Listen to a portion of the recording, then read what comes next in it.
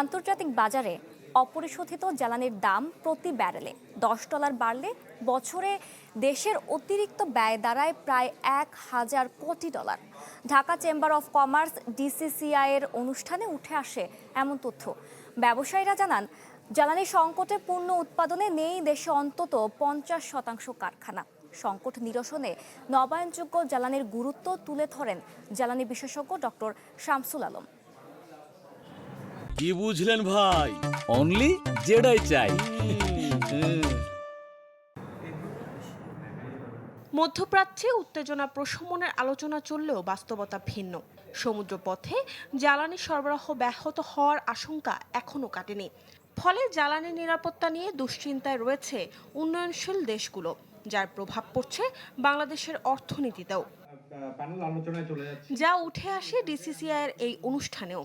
ব্যবসায়ীরা জানান, জ্বালানি সংকটের সরাসরি প্রভাবে কমছে উৎপাদন। বর্তমানে দেশের প্রায় 50% কারখানা পূর্ণ সক্ষমতায় চালানো যাচ্ছে না। আমরা এলডিসি ক্যান্সেল করব, পিছাবো, রিকোয়েস্ট করব, but what is the step that we are taking? তো এখানে আপনার জ্বালানির ব্যাপার না শুধু, এখানে বাংলাদেশের ওভারঅল প্রস্তুতির একটা ব্যাপার আছে। বলা হয়, আন্তর্জাতিক বাজারে অপরিশোধিত জ্বালানির দাম প্রতি ব্যারেলে $10 বাড়লে বছরে দেশের অতিরিক্ত ব্যয় দাঁড়ায় প্রায় $1,000 কোটি। বাংলাদেশের বিদ্যুৎ খাত এখনো মূলত জীবাশ্ম জ্বালানি, যেটা বিশেষ করে গ্যাস, কয়লা ও তেলের উপরে ব্যাপকভাবে নির্ভরশীল, যা মোট উৎপাদনের প্রায় 80% বেশি। এর বিপরীতে নবায়নযোগ্য জ্বালানির হার মাত্র 5.25%, যা বিশ্বব্যাপী টেকসই জ্বালানি নীতির তুলনায় বেশ কম। বিশেষজ্ঞরা বলছেন, সংকট মোকাবেলায় দীর্ঘমেয়াদী পরিকল্পনা জরুরি।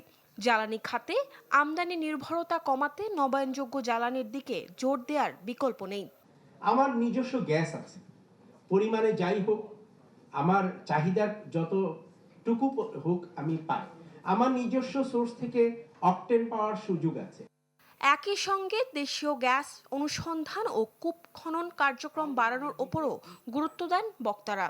আমি মনে করি আমার ইন্ডাস্ট্রিতে মরিয়ম আজিজ মৌরিন, চ্যানেল 24, ঢাকা।